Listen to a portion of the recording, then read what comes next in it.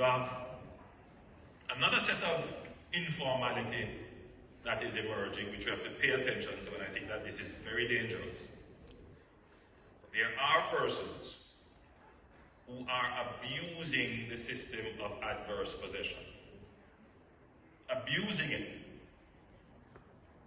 Who are deliberately going onto private lands and government lands, cutting it up, putting on big equipment on it, clearing the land. Like one case has been brought to my attention where 20 acres of government land is being cleared, marking it up with red paint and dropping stakes as if they have a right to do so, and then sell lots to unsuspecting persons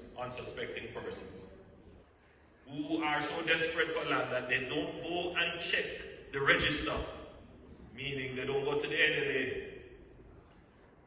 to find out whether or not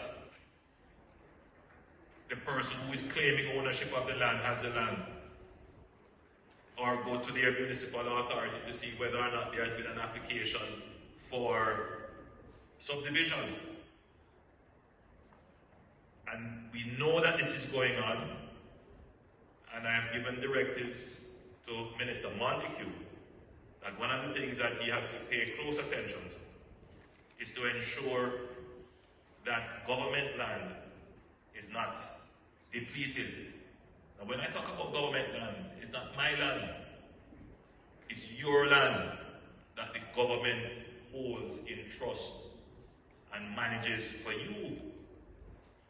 Because there is some notion in the minds of the people that somehow the government is trying to keep people from the land.